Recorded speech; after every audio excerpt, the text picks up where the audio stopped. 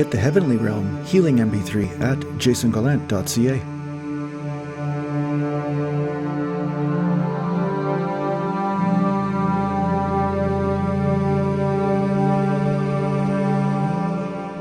So I recently had somebody ask me about their mantra practice, and they said that they had been chanting for a few years and nothing at all has changed. They said there's no difference in the way they experience life or not, or because so often people come to the spiritual journey and they're expecting a magic bullet. They want everything to do something for them. But you see, the irony in this is that enlightenment is about freedom from your desires. When you chant mantra, you're actually becoming freer from your desires, freer from the stipulations you have put on life. And the funny thing is that when you are free and more open, then the flow of the universe and the flow of energy and your awareness as well, because your awareness expands when you are open. When you are receptive, that's when your awareness expands and you're able to make better decisions, but you're also able to receive the gifts that the universe is granting to you at all times. A lot of these gifts will not be in unison with your mind because your mind is all about limitation. So many times the greatest blessings in your life are right in front of you. It's just that your awareness has not expanded enough to recognize that.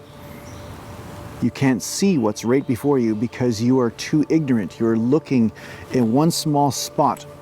It's kind of like looking at a splattered fly on your windshield when you're driving down the street, and then you can't make the proper decisions when you're driving because you're too busy focusing on the windshield rather than seeing the road. This is how people that are in the mind run their life. When you're in the mind, you're running your life this way. You're focusing on all the little problems and totally missing the big picture. So when you chant mantra, the real goal of mantra is to bring freedom from this game. That's why mantra is to free from the mind. That's the translation. So when you're freeing yourself from the mind, and the mind is the place of desires and fears, ultimately mantra's first priority can't be about giving you what you want. The first priority is freeing you from that game. Now when you are free, when you can play, when you have more joy, more happiness, more passion, more love of life, a lot of interesting side effects can happen from that. And it just so happens that there are certain mantras that free you from certain blocks that inhibit the flow of this piece of the universe, or inhibit your ability to receive a certain part of the universe. So the mantra works specifically on that. Now, a lot of times people think, oh, I chant mantra and instantaneously that block will go away after I hit 125,000 or whatever, and then something will come to me.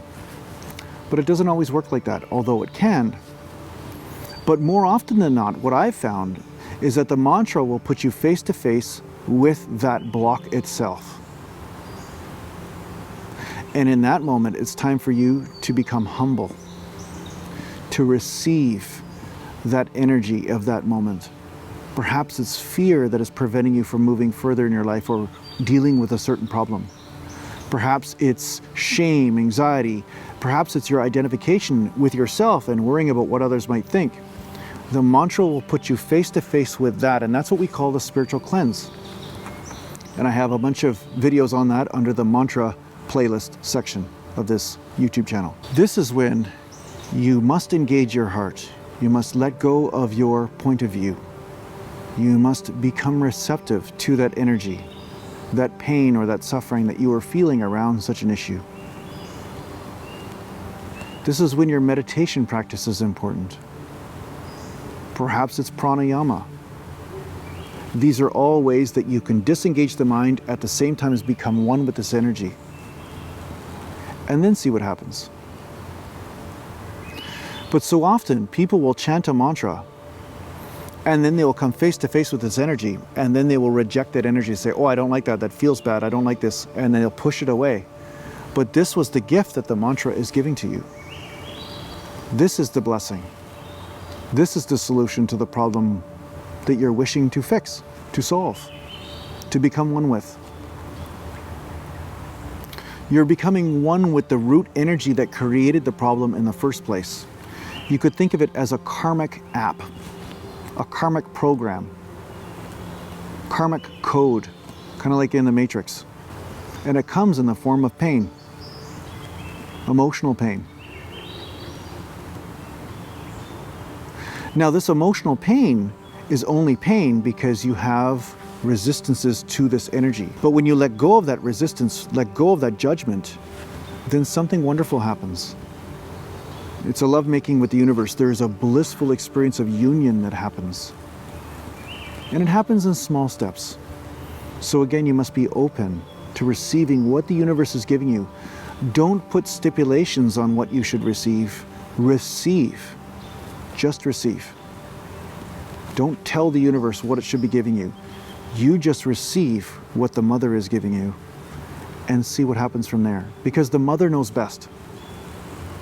It's not up to you to decide. If we let infants decide what they're going to eat, what kind of disaster would happen from that? And so it's the same now. We're still cosmic infants, I guess. We're infants in a different way. Our diapers look different. Our toys are different, and we're in a bigger body, but we're still infants. So learn to receive. As you chant your mantra, just receive what is given to you, and then perhaps some new wisdom and insight will come to you.